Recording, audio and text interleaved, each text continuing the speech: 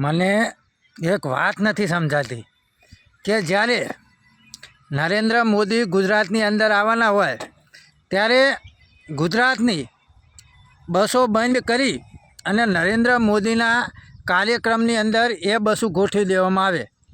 હવે એની અંદર કોઈ કામદાર ટાઈમસર નોકરીએ પહોંચે કે ના પહોંચે, કોઈ વિદ્યાર્થી ટાઈમસર સ્કૂલમાં પહોંચે કે ના પહોંચે, એ કોઈને કાંઈ લેવા દેવા નથી. પરંતુ નરેન્દ્ર મોદી આવવાના હોય એટલે ગુજરાતની બસો નરેન્દ્ર મોદીના કાર્યક્રમમાં લાગી જાય.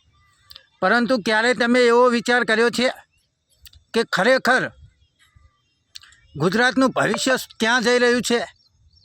આ કાંતિ અમૃત્યો અકલમઠો બુદ્ધિ વગરનો મોરબીની અંદર કાલે વિદ્યાર્થીઓએ આંદોલન ચાલુ કર્યું. આપણી યુવા પેઢી કઈ તરફ જઈ રહી છે?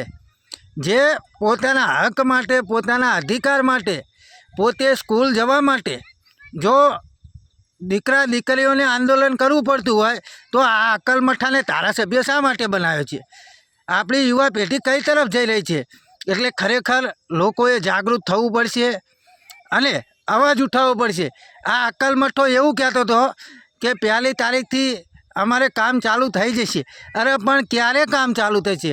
તમે 30 વર્ષથી તો ધારાસભ્ય છો, તો ક્યારે કામ ચાલુ થશે એ તો તમે વિચાર કરો.